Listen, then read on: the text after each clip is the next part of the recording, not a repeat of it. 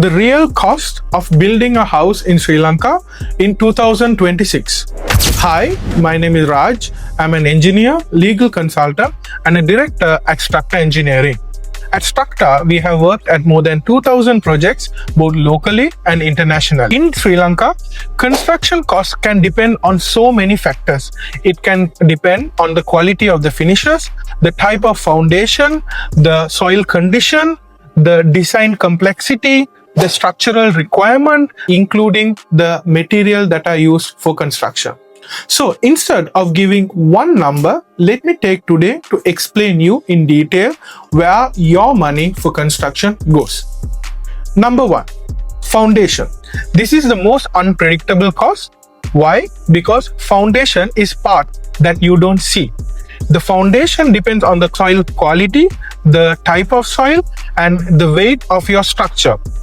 Therefore, a foundation cost is a bit difficult to guess until you do a proper study or investigation and do a proper structural design and then work out the cost. Foundation generally takes between 15 to 25% of your total construction budget. Number two, the structure.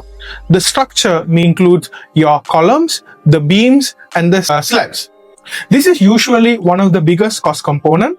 Typically, it takes about 30 to 40% of the construction cost. So if your structural plan is inefficient, you will spend a lot to realize your actual architectural plan.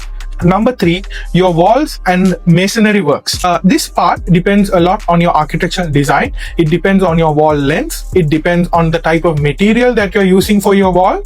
But on average, the walls and masonry works take about 12 to 15% of your total construction cost. A good design reduces unnecessary walls, which in long term can save money without affecting quality or usability of the house. Number four, the electrical and plumbing.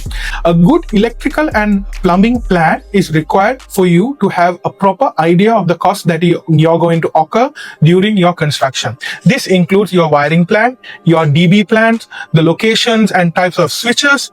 Then in plumbing, your water lines, your drainage line will affect your plumbing and electrical costs. If this is not planned properly, you can have long-term maintenance issues in your house, and that can increase your long-term cost of living in that house. Therefore, make sure you do a proper electrical and plumbing plan before you start construction of your house.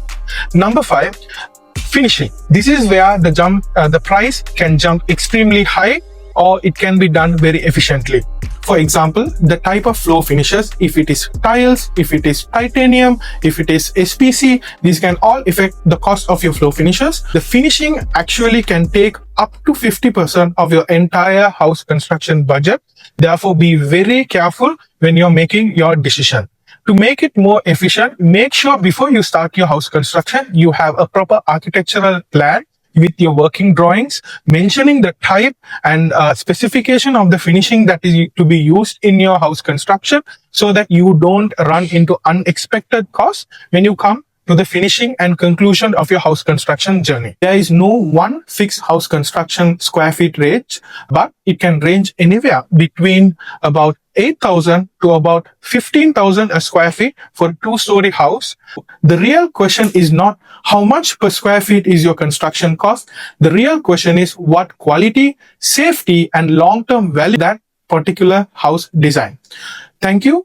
In the next episode, I'll explain you the difference between a normal house planning and a premium house planning, and why it is not just a pretty plan and elevation that you should be focused on, but a more detailed document that you need to seek.